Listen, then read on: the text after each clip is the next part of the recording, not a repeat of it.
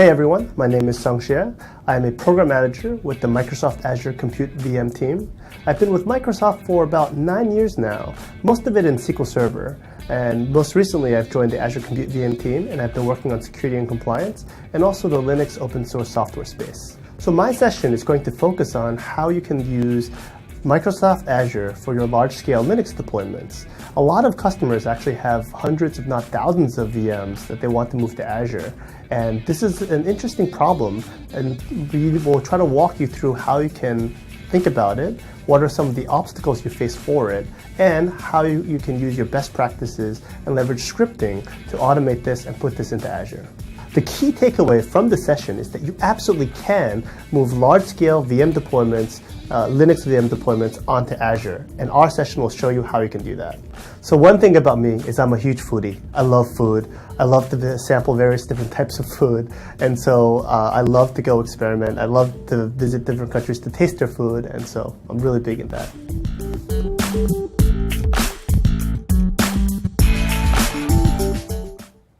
And we're back again on, this happens to be the live stream, so the fourth session today.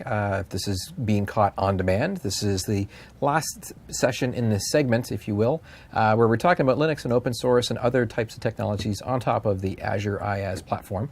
This is Level Up Azure IaaS for IT professionals. My name is Rick Claus, and I'll be joined momentarily by Sung Xie, talking about some very, very cool stuff. But just as a reminder, in case you're interested, you are able to go ahead and ask questions during the session. If you're watching this live, just beneath the individual player, there's a form there. You can go off and make some comments and some questions. We'll get to them as we progress through the session. And then likewise as well, if you're more of a social platform person, you're more than welcome to use Twitter with the hashtag of LevelUpAzure. Even if you're watching this on demand after the fact, sometime down the road, you're more than welcome to also use that hashtag as well, and we'll try our best to capture that and to go ahead and to answer those questions as they come up. It's been great seeing some good friendly names and faces on the Twitter stream conversing with us. But in this section, where we're going to basically cover it off in the morning, the basics of Linux deployments and how they work on Azure. Then we talked about some management and standardization tools with Chef and Puppet type things. And then we just wrapped up a section on Docker and containerization technologies. You're going to be talking about large-scale Linux deployments. That's right. And there's an interesting stat that came out. It's been around for a while, but I know Jason Zander mentioned this during a Tech Ed keynote over in Europe, and also Medhan mentioned it this morning. 1 in 5 workloads on Azure right now are actually running Linux. Yeah, that's right. As far as the platform is concerned. So yeah. Very, very cool stuff. But your specialty, or the stuff you're going to be talking about, is large scale. What do you mean by large scale? Yeah, that's a great question. So you heard Madan's talk, you heard Kundana and Khalid's talks. They provided kind of an intro into how you run Linux on Azure. Mm-hmm. This talk is kind of really for those folks who have maybe tried it out. You maybe heard Madan talk about the different types of deployments, the lift and shift, mm-hmm. dev test, hybrid.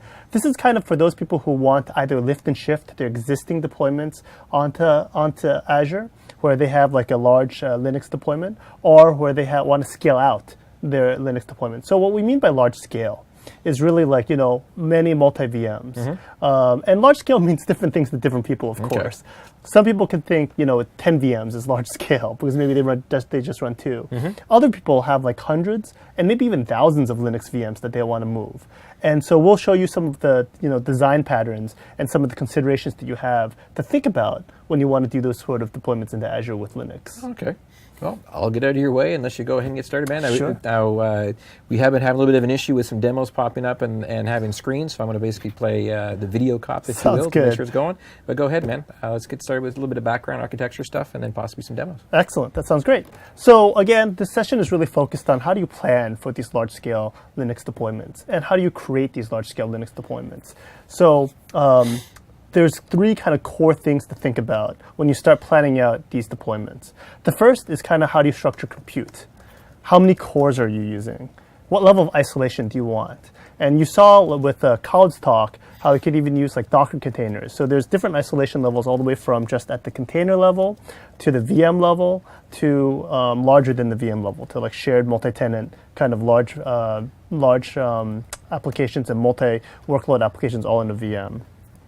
There's networking considerations. So as you create more VMs or as you put more applications onto Azure on a single or multi-VM state, you have to consider the bandwidth that each of those applications start taking up, and how you use each of those machines and the network capacity, and how they may potentially collide with each other.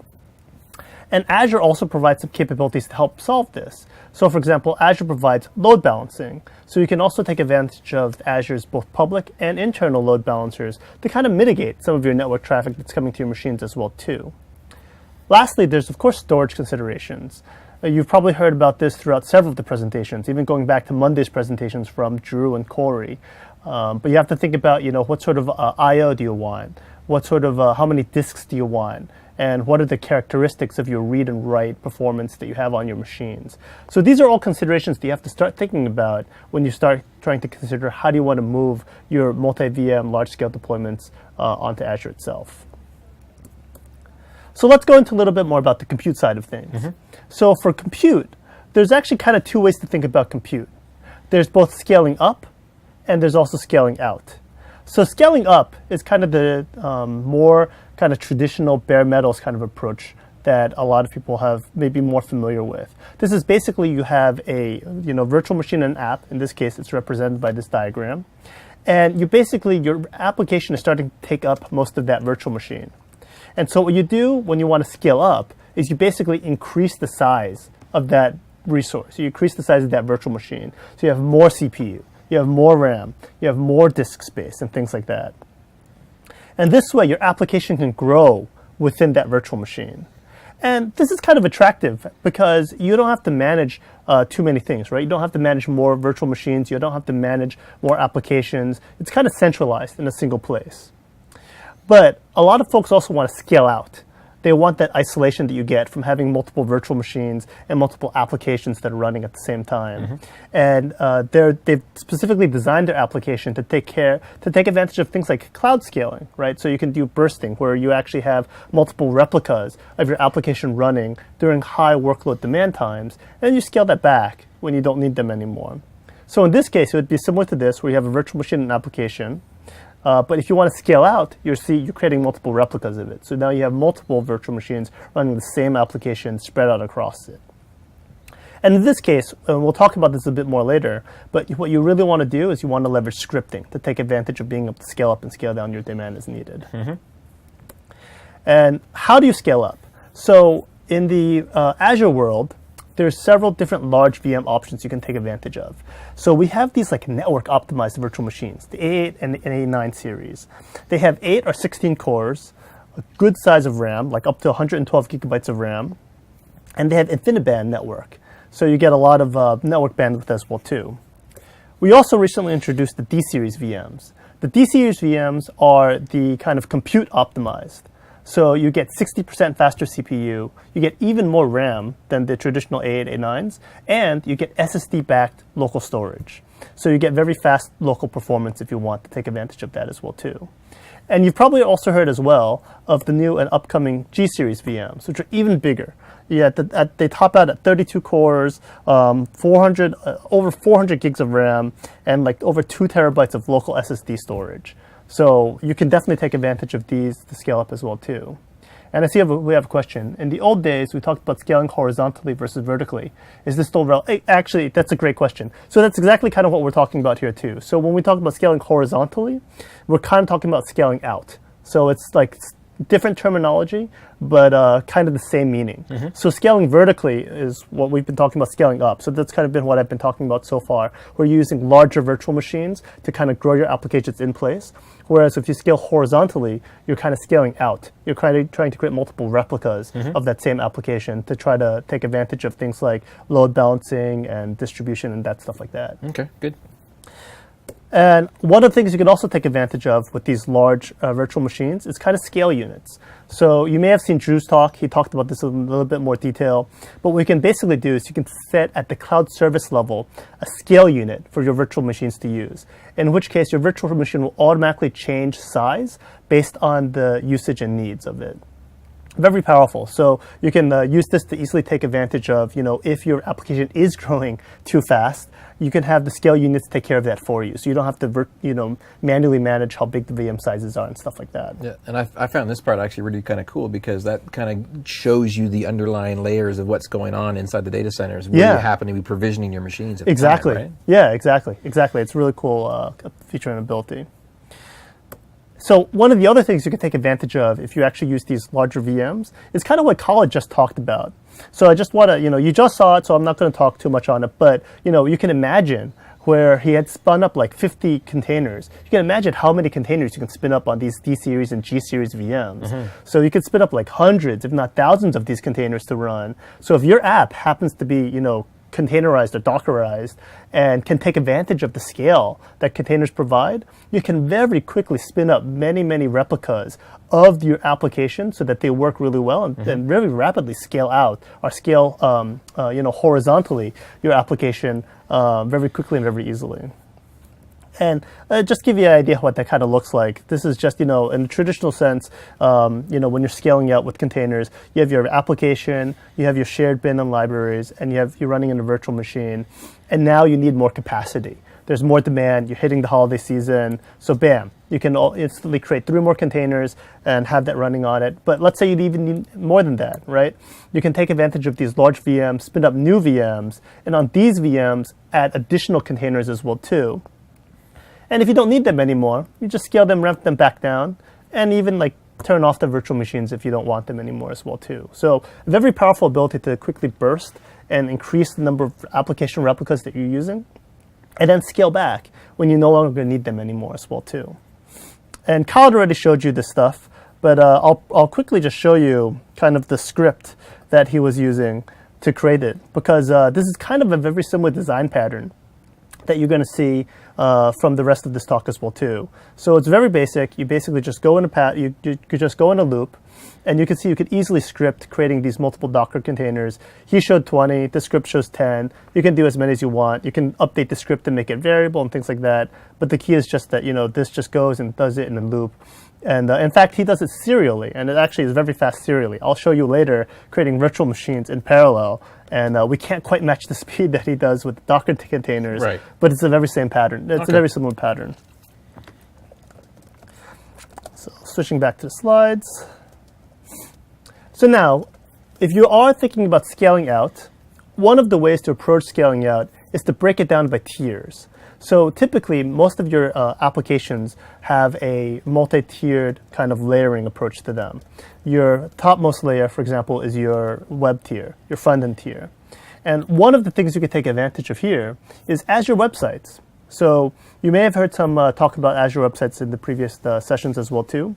But this actually provides you a very quick and easy way to scale kind of your application again. So if you're kind of agnostic to how your websites are being constructed, like you don't need to fully manage the machines themselves that they're running, you can take advantage of Azure websites. It's a fully managed PaaS, platform as a service. It supports a lot of the languages that you're already comfortable with, such as ASP.NET, Java, PHP, Node.js, and Python. And it actually integrates with a lot of the popular content management services as well, too. You can use WordPress, Drupal, Joomla, things like that. So you can integrate that right into your Azure website. And you can also easily connect to a lot of the popular data tier backends, MySQL, Microsoft SQL Server, MongoDB, DocumentDB, all those things. You can actually leverage them really easily. So you actually can get a lot of advantage of having leveraging Azure websites to quickly scale the front end, and then not have to worry about maintaining these machines and maintaining these virtual machines that are potentially running like Tomcat or something like that. You just let the backend service take care of it. And here's a few of the existing applications and platforms that use it, like Skype and Office already use it. So you can take advantage of this just like they do. I was going to say, we're actually going to go into much more depth on the Azure website side tomorrow. Oh, tomorrow. Okay. For the way that if you're watching this on the live stream, we got a whole session on that from the websites team. Perfect. We also have one on the SQL side too. As well. Great. So building our way towards PaaS, but we're doing all the IaaS stuff first. Yeah, this is great, and I think this is just something to consider. And I think once you learn more about it in tomorrow's session 2, it's very powerful technology. You can, integrate. It integrates with GitHub, for example, or other source management stuff, so you can push things out. So I think tomorrow's session will be really great if you're interested in leveraging this. It's a really great option for scaling out, and then not having to worry about your front end anymore too. But the meat of it is really the application and the logic tier. So you can, of course, run your websites and that stuff within an IaaS virtual machine as well. And of course, your application logic tier most likely is running in an IaaS virtual machine. And likely, your data tier and things are also running in IaaS virtual machines. So when you want to deploy IaaS virtual machines at scale, there's a few important things to think about and consider. You have to know the quotas and limits. So you probably already saw similar charts from Drew's presentation and Madan's presentation. So I won't rehash everything there, but go and take a look at it. There's things to consider, like you have to make sure that you batch your operations so that you don't run into kind of like the subscription limits and throttle limits that are set out there. And utilize, if you're on Linux, of course, you can leverage the Azure cross-platform command line interface. The CLI, it's very powerful, and we'll show you in a moment how you script out these deployments with CLI. One of the important things to keep in mind is that if you want to parallelize your deployments, you have to leverage multiple cloud services. Because when you actually make changes to a cloud service, the cloud service is actually locked for that period of time. Because the cloud service is like kind of the unit of deployment in Azure. So any changes to it, like creating a new VM within it, is considered a new deployment, and it kind of locks that cloud service for the time being. So if you want to actually have multiple VMs created in parallel, you also have to leverage multiple cloud services so that you can be pushing out these changes at the same time. Again, deploy in blocks. Make sure you pause between it. You should do around something like 120 create or add operations in a single block, and then back off, wait some time before you try again. And if you start seeing any 503 or 429 exceptions, you should definitely back off because you're hitting our limits at that point.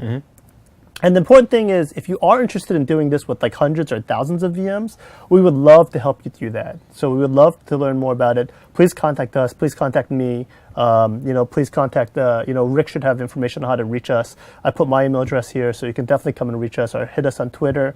We would love to learn more about how you do like these hundreds and thousands of virtual machine deployments, and we'd love to help you with that as well too. I remember that the user voice forums, I'm assuming you monitor those ones there. That's absolutely. Simply at feedback.azure.com. Yes. And then the right-hand side, you can choose the category. Virtual machines is the category you guys monitor specifically, right? But also others as well. So good to hear. Yeah. I'm interested to see just large size things coming through there. Exactly. So let's switch to this. Let me actually show you what it looks like to script out these deployments. So let me log into my machine here, and I am going to connect. I'll show you all this through CLI. And before you continue on, you need to actually exit your PowerPoint presentation. Okay. You got to stop it from presenting because you're in extended mode right now. Got you.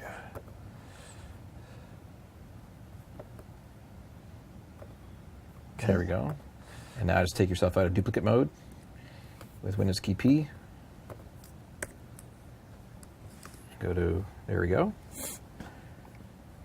Cool. I'm glad you're catching all this. No problem, man. That's my job. That's why they pay me the big bucks. And then now you should be able to be fine to go in there. Perfect. Excellent. There we Excellent. Go. So I am just going to log into this machine. Hopefully that works. And so I have here created some scripts that will create 5 virtual machines. So I'm not quite as ambitious as Khaled. I'm only going to create 5 virtual machines.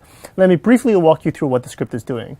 If you remember Khaled's script, this again looks very similar. You have a while loop. It's going to go through some iterations. And here we're leveraging the Azure CLI to do the create command. So we're telling it to create virtual machines. We're telling them to put them in the central US region. We're creating small ones, faster, easier. This is kind of simulating if you have a lot of like 1 or 2 core virtual machines that you want to deploy onto Azure. This is the virtual machine name itself. So you see here that this is kind of parameterized. So we'll actually be creating multiple VMs with different names denoted by the backend number. And this is the important part. This denotes the cloud service that the virtual machine will be placed in. So IT Pro CS $0 will create actually 5 cloud services, and each of them will simultaneously create a virtual machine within each of those cloud services. Oh, okay. And this specifies the image that we're going to use. So we're going to be using Ubuntu 4.0 LTS image. And lastly, username, password, and of course an ampersand to make sure it all runs in parallel, and then just run it. So I'm actually going to kick this off. I'll show you how quickly how it runs in the background. Now, actually, I've got a question on this one here, Sure. because I seem to remember that there was a, there we go. I need to relog in. Good point.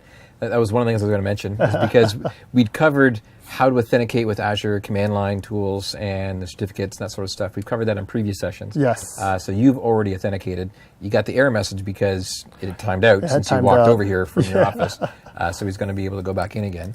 But while he's doing that, I read on the Azure site that basically the Azure subscription by default has like a soft limit for the number of VMs you can spin up. Yes. And then you basically simply have to contact support for the request to say, I need to go above that soft limit for the stuff that I'm going to be doing. And then they simply go through and they remove that soft limit to kind of protect you from accidentally being someone like me that would make the script incorrectly and then spin up 500 machines as opposed to 5 machines, as an example. Yeah. And so just so you know, if you're watching this live or in replay mode, the limit that does exist is there to kind of protect you, and it can be removed if required to be able to do larger scale deployments like this.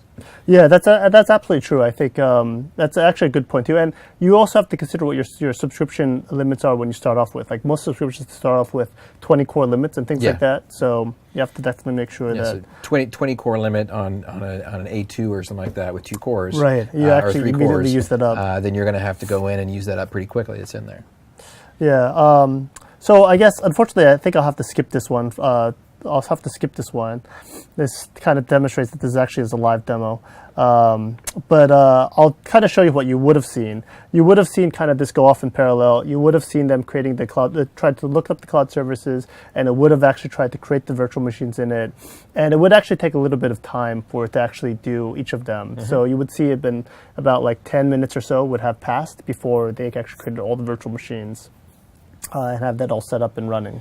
We have a question here from Brandon, actually. He was just asking out, when you're doing a scale out, does the 5-minute limit apply to the entire system, or can you deploy in parallel to different locations? For instance, 20 in the East data center, 20 in the West data center, or 20 in Northern Europe. How does that apply? Is it a per subscription basis? That's a great question. Yeah, it is exactly per subscription basis. It's basically a throttling limit that's based on the subscription itself, and it kind of doesn't depend on what region you go to. Yeah. There's a few things that can affect that. So like there's again like the cloud services itself has an additional limit because it'll take a lock when you do an update on it, and so again, that could also impact it. But the actual throttling itself is based on the subscription and not based on the region. Right. So you have to be careful with that. And I see Michael has another question there, which is talking about the need to have some kind of traffic manager to distribute requests across all these different things.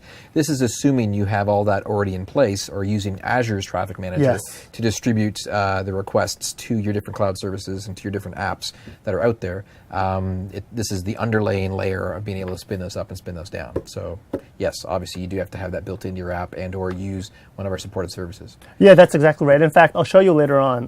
The next one of the other demos that I have is actually using the Azure Load Balancer with MySQL to kind of show how you can kind of scale out your MySQL deployments as well too, and take advantage of kind of the traffic manager that Azure provides to get scale from that.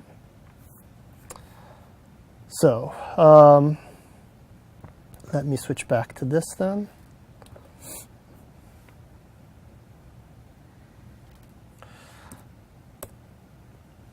So we'll talk a little bit more about the storage side of it. Again, there's some of the key things that you have to think about when you are trying to deploy at scale for storage. So there is a 500 terabyte limit per storage account. So if you are creating very, very large, like kind of some of the data warehousing sort of applications or things like that, you have to make sure that you either create multiple storage accounts, or you basically just have to make sure you create multiple storage accounts. If you're using the standard storage, which is what most people have access to right now, there's a throttling limit of 500 8 kilobyte block IOs per second. So you have to be very careful about making sure that your workload works around that, and that's per disk. So one of the easy ways that a lot of people do to try to scale out better on it is actually create multiple disks, and that's a really quick way to actually try to ramp up your IO, your max IO that you can get on a virtual machine. You still will be hit by another throttle limit, though. Like there's going to be a max of 20,000 IOs per second per storage account that you create. Azure VMs themselves right now are limited to 1 terabyte disks that you can attach to it. And the number of disks that you can attach are limited by the size that you choose. So that's another thing to keep in mind. So if you want to use, if you want to use a lot of storage space, you have to make sure that you choose a virtual machine that can actually accommodate the number of disks that you want to attach. Right, so like an A3 has less than an A7 does, exactly. than an A5 does, that sort of stuff, or the D series as well. I had a question come up on Twitter about the storage related to a question yesterday, which was these limits. About, for instance, local disks on these D series and G series and even A series, they don't have throttle limits on the local disks. Yes. It's the attached disks with the storage accounts that have these limits. That's actually a great point. And the second thing is premium storage. We've been showing it only because it's in preview as of December 3rd, which we are today. We have not decided what these upper level limits for IOPS are for a premium storage account, if there are any, or what they're going to be. So there are no limits at this point because it's not available for general availability. So these limits apply to existing technology as of December 3rd, being a standard storage account and a standard storage attached disk. Yeah, that's actually a really great point. So there is local disk available. It is considered the temporary disk. Right. And that one, especially if you're using D or G, it's SSD backed. That can be extremely, extremely fast. The caveat there, of course, is that you have to be very careful with what you put on it. So you don't want to put any persistent, non-replicated data on there, because if your virtual machine gets rebooted or if it gets service healed, there's the potential for that virtual machine to come up on a different host where all that temporary information is gone. It's wiped out, it's different, it's new. And so you have to be very, very careful you don't suffer any data loss. But if you have any local operations that you can perform that you will quickly copy out into storage, or if you want to use it for some caching, or you want to use it for like your swap space, it's a great, great thing to take advantage of. And you want to make sure you use that. Other things you could do is, as I mentioned, you want to configure software RAID 0. So there's utilities such as the MDADM utility to do that on Linux. This lets you kind of create much better IOPS, so you're not limited, you're not going to be hit by that lower end throttling of the 500 IOs per second. This is similar to storage spaces, if you're familiar with it in Windows. Make sure that swap space is enabled. There's a lot of distros that we have in our gallery where the swap space is not enabled by default. And so you want to enable your swap space, again, potentially taking advantage of your local disk space to do it, so you can get much better performance out of it. And as we mentioned, D and G series have local SSDs. And another important thing to keep in mind, of course, is separating out your OS and data disks. So unlike Windows, this is one of the key differences, where Windows has potentially 127 gigabytes of OS drive. The Linux images typically have much, much smaller OS drives. Like, for example, on my Ubuntu machine, I only have 30 gigabytes of local OS disk storage. So you will quickly hit the limits of that hard drive or of that space if you try to use it. And so you really have to take advantage of more attached disks in the OS in the Linux world. And sorry, I was just going to say, this came up in something that I was trying to do with one of my small projects I was working on, having to also configure the apps on the Linux distro to not store the stuff on the C drive. Great point. And actually have to go into like App Armor and change the locations of where stuff is running to be able to point them to these mounted or attached drives. And there's lots of, again, just do your favorite search engine to find out how to go off and to change it. But there's lots of different ways you can go off and store the data. For instance, like for me, it was a MySQL database. I needed to move it to one of those sub-mounted folders that were on there. So good stuff, extra learning, good searches back and forth, be able to do it. Yeah. Good blog post. And this is actually a kind of a best practice anyway. So if a lot of you folks who are familiar with setting up your data tiers, your databases like MySQL or SQL Server, you already know that the best practice is actually having your databases and everything on a different disk anyway, just to get the better performance. Yep. And in fact, we typically recommend even separating out your database disk from your log disk, for example, too, so that you can actually separate out those IOs as well too. So there's a lot of little tricks there to actually try to make sure that you're kind of getting the maximum out of your storage, out of the storage that you have. And Rick mentioned I/O. There's a lot of stuff that we're still looking at. It's coming soon. It will be SSD based. We're still figuring out the upper limits of it, but we're looking at something around 50,000 I/Os per second per VM and less than 1 millisecond read latency. So it's going to be pretty powerful stuff eventually when it comes online for folks to use. And here's a quick overview of kind of the storage architecture. We kind of talked about this a little bit. Drew had a similar thing for Windows, so I thought I'd try to create something like this for Linux as well too. So your OS disk will be on /devices SDA. Your temporary disk will be /devices SDB. And then any of your attached disks that you want to add after that will be on /devices SDC, SDD, SDE, etc., etc., etc. So this lets you have a quick way of finding where these different things are. And as a reminder, everything is backed by Azure Blobs except for your temporary disk. So again, you have to be very careful about how you use your temporary disk because that can easily go away if you're not careful. So let me also show you a quick demo around scaling out your storage side. So in this scenario, I have set up 2 virtual machines, MySQL Demo 1, MySQL Demo 2. I have MySQL installed on both of them. Now, there's a lot of different ways to actually do clustering from MySQL. There's Bricona, which leverages Galera replication. There's MySQL clustering. There is disk replication. There's a lot of different ways to do it. I've decided just to use MySQL replication for ease of use, but by no means is that the only way to do it. Take a look, find whichever one you're most comfortable with, find whichever one you like using the best, and definitely take advantage of it. In this case, we're also going to take advantage of the Azure Load Balancer. So I have my MySQL instances set up in a master-master replication kind of setup. So I have 2 instances, and they both are replicating to each other. And then we can take advantage of the Azure Load Balancer to communicate between those 2 as well, too. And again, all the disks are backed by Azure Storage. So let me quickly show you what that looks like. Don't forget, exit the slideshow.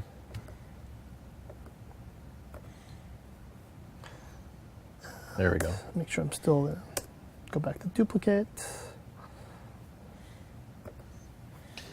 We're working on making transitions smooth for everybody. So let me pull up good old putty. Actually, I'll just connect from here. So I'll actually just connect from this one. Actually,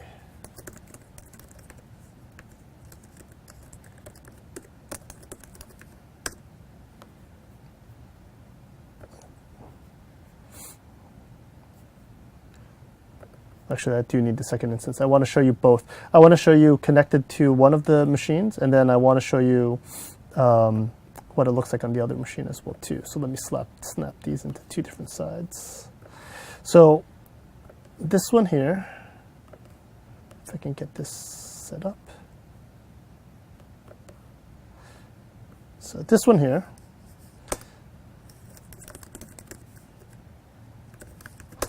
I'm going to connect to, as you can see, MySQL Demo 1. And then over here, I will connect to MySQL Demo 2. And I have a table here, which is currently empty at the moment. And I'll do the same thing here.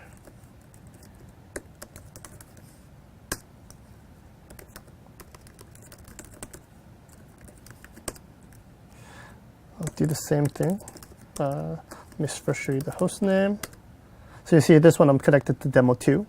And again, I'll also select from the table. So in this case, both of them show as empty, which is what we're hopefully expecting. On Demo 1, I'm going to insert into this table.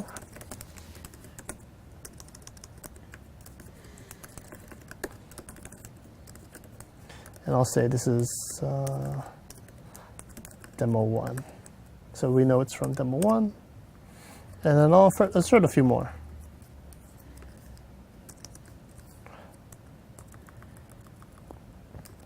So now that we have a few rows in here, let's select from that table again. And they show up as expected on Demo 1. Hopefully, this will show the same thing on Demo 2. And you see, actually, this also shows Demo 2. So I'll now insert from Demo 2 just to show you that it's actually master-master, you could use either one.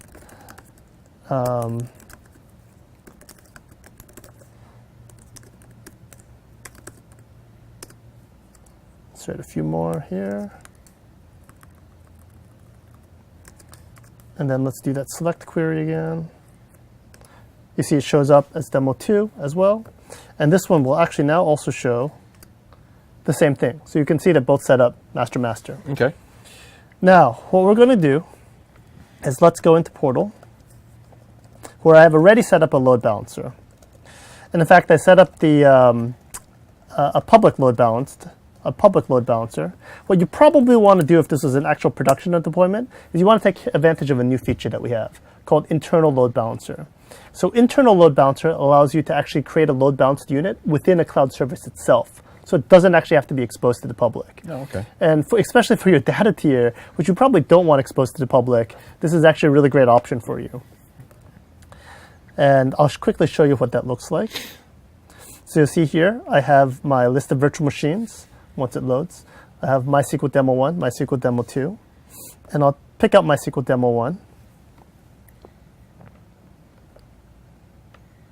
And on here, you'll see that it's actually part of a load balanced set over here.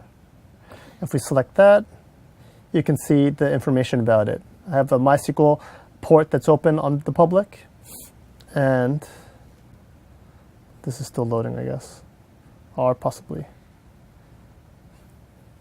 Well, it is part of a load balance set. That's internal. There is no internal load balance set. But here again, if there is, if you want to actually use the internal load balancer, this is where you show up. You can actually join it and set it up. It's actually pretty cool. You can set it from Portal directly now. You previously had to do it through PowerShell. So both virtual machines are up and running.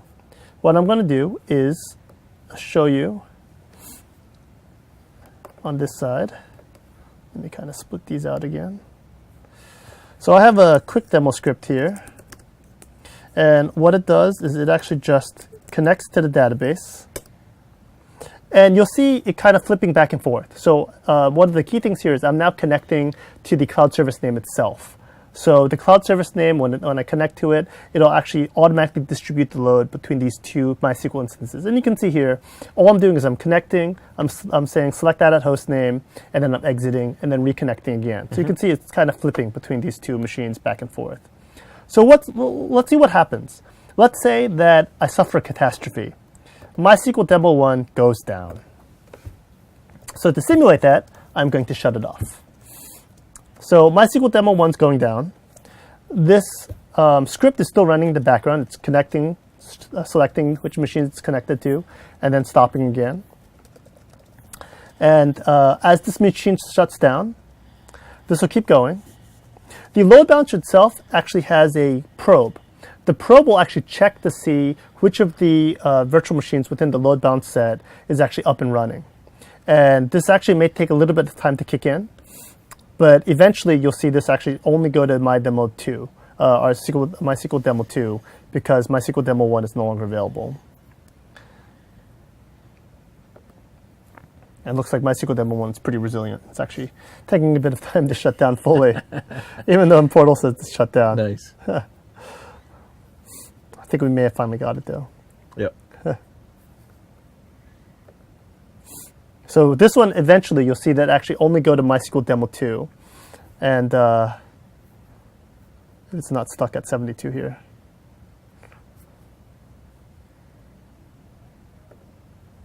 Or maybe my SSH connection is broken. Okay, looks like my SSH connection is broken, actually. So let me try to reconnect to SSH. Get back onto that demo machine I was using. And this will be good, because I think by the time I reconnected, the load balancer will have figured out that demo 1 is down. And you should see, all to number 2. Yeah. So hopefully that works better, because sometimes there's actually, the load balancer will still try to connect to demo 1 and stuff like that. But it should be a very short amount of time. So let's do this again. Let me get back into this machine.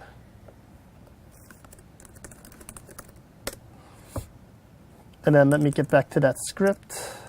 And let me start running that script again. And you can see now it's only going to demo 2. It knows that demo 1's down, and it's only going to demo 2. But let's say I fixed that machine. Let's say I actually got demo 1 working again. So let me go back to demo 1, and let me start that guy back up. So we've recovered from the disaster, and demo 1 is back up and running. We fixed it. We got it back in a good state. It's going to slowly come back up. The load balancer is actually intelligent enough that it will actually figure that out as well too. As I mentioned, it keeps probing it.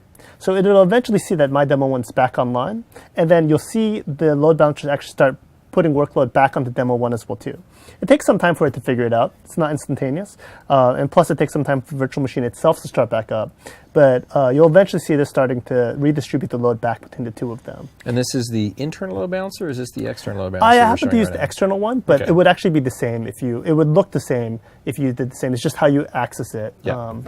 And the internal load balancer is relatively new, as of December 3rd, and it's available for configuration through the new portal. Right. Or not the new portal, the preview portal. That's the official word we're calling it. Not the old portal. And then previously it was only available through PowerShell to be able to go off and configure. That's right. Okay. Yeah, that's right.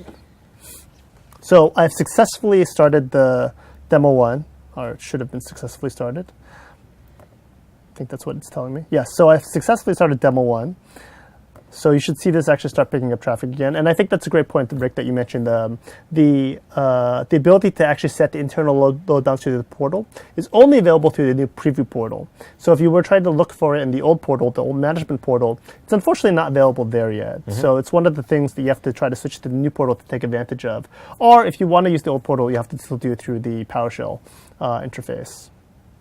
And this is actually also really powerful from other standpoints too, right? You can imagine having this not only just for 2 virtual machines or 2 Linux servers, but for many, many Linux servers. You can imagine a scenario where perhaps you're doing multiple reads. Like if you have a big read workload, then you can have like one master Linux server that contains the writes that you're doing the writes to, and then create multiple replicas, multiple replicated MySQL instances where you're actually doing read workloads. And then you can use this load balancer to spread that read workload across all of them. So we just would pick out any of those machines that are available and just do the read workload from. Now, this load balancer, that's a question came up here on Twitter. It was just asking about, is it able to work across the regions, or is it limited to just being within that one region where it's been deployed?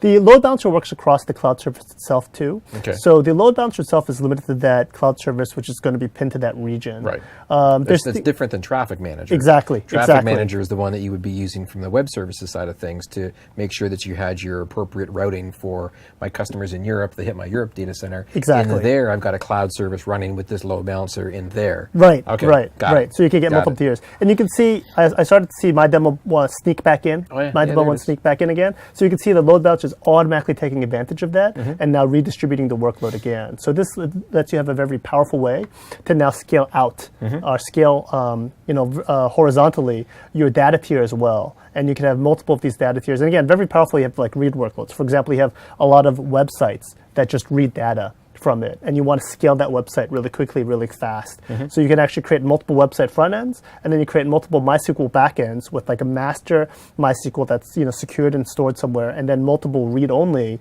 kind of MySQL instances where where those websites are reading from. So very powerful ability to actually kind of scale out both the backend as well too. An important consideration if you want to create these large-scale, highly performant kind of workloads, the data tier of it, making sure that that's performant and not an impediment to anything. It's a critical part of it. So taking advantage of both the the MySQL capabilities and then also the Azure load balancer, very powerful, very flexible way to do it. We had a question just come in on the forum, out of curiosity, from David S. was asking about the internal load balancer.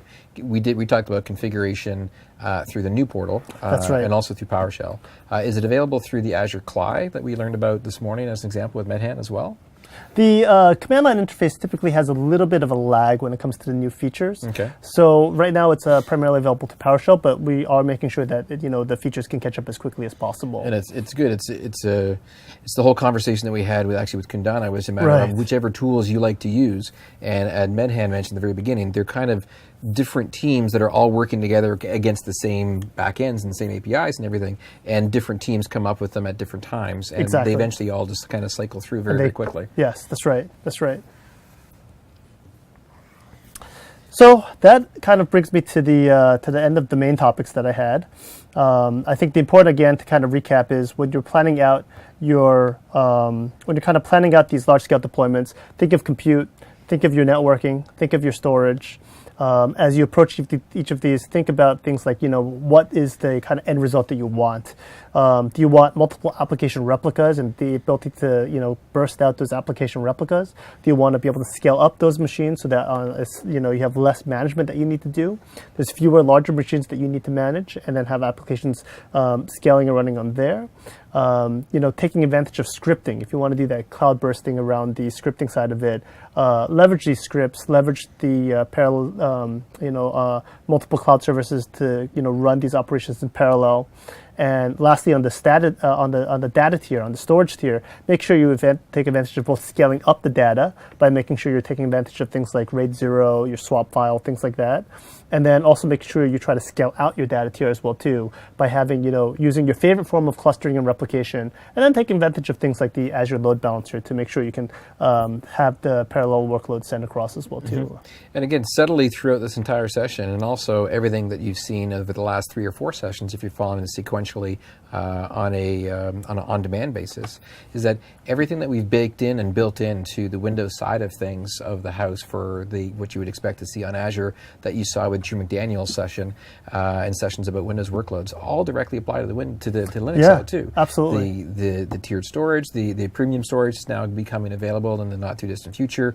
The multiple NICs, we didn't even talk about that, but That's obviously true. multiple network cards being available to have multiple tiers, having multiple networks with different ACLs and password or different controls for what's able to talk through which level, the gateway capabilities as well. Everything that's there is all fundamentally part of that platform that simply Linux is able to go off and use. Yeah, I think that's the key point here, really, is I think you exactly nailed it, Rick. The key point here is that, when you think about these deployments, a lot of people look at it as from a Windows perspective, but all these great tools exist, and all these great kind of infrastructure is also supported for Linux as well too.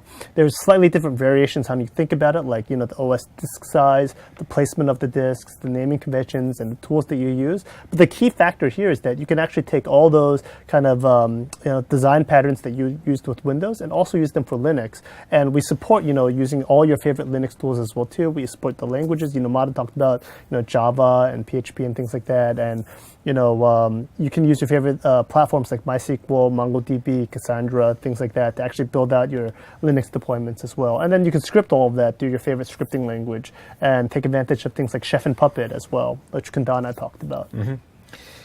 With that, we don't have any other questions that are kind of in the queue right now. I mean, you had some great closing comments that's there, so I'm just actually going to wrap this particular session up, if that's okay.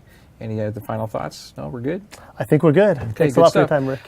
So from a perspective of wrapping up this particular day of the live stream, I definitely want to go off and thank, obviously, Sung for being able to come today and talk about the Linux deployments and on large-scale stuff.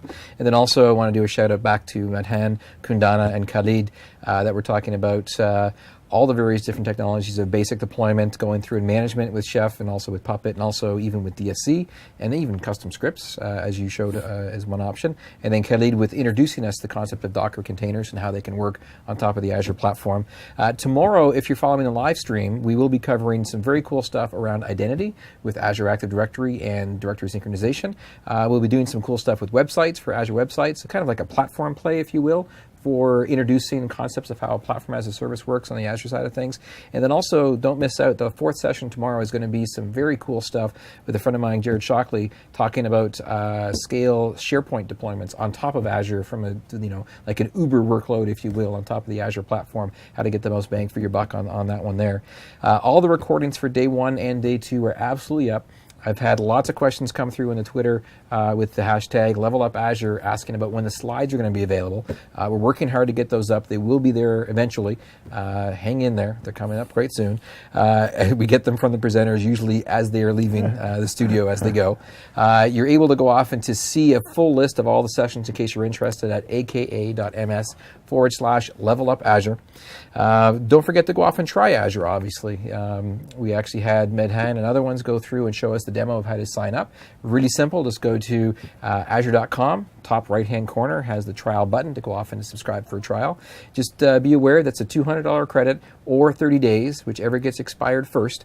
If you're going to go through and use some of Sung's scripts to go and spin up hundreds of VMs, you might go through that $200 free credit pretty quickly. So watch out for that, because it is consumption-based, obviously.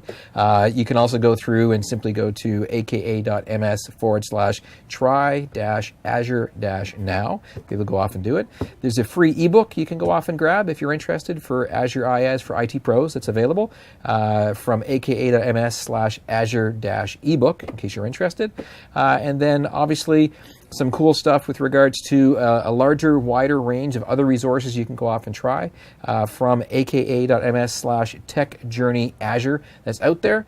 And then finally, obviously, if you're interested, I actually just posted a video interview that I did with Ross Garnler and also with Medhan talking about Docker containerization, just like a high-level overview to kind of explain the concepts, just in case you are interested in knowing some more about stuff like that. My blog can be found at regularitguy.com. And then finally, I have been having a lot of questions actually about my hat. And so I thought I would just say this is actually a Tilly hat from Tilly and Durables. It's kind of my trademark. It actually has its own Twitter account, in case you're interested. It's @Rick's Tilly Hat, if you wanted to see what kind of stuff is up with that. And then finally, I'm going to say thank you very much for joining us. We're going to wrap up today. Join us tomorrow, same bat channel, same bat time at 9 a.m. Pacific time for our workloads discussion on day 4 of Level Up Azure IaaS for IT pros. Thanks for joining us. Thanks, Laksan, and we'll catch you next time. Thank you, everyone.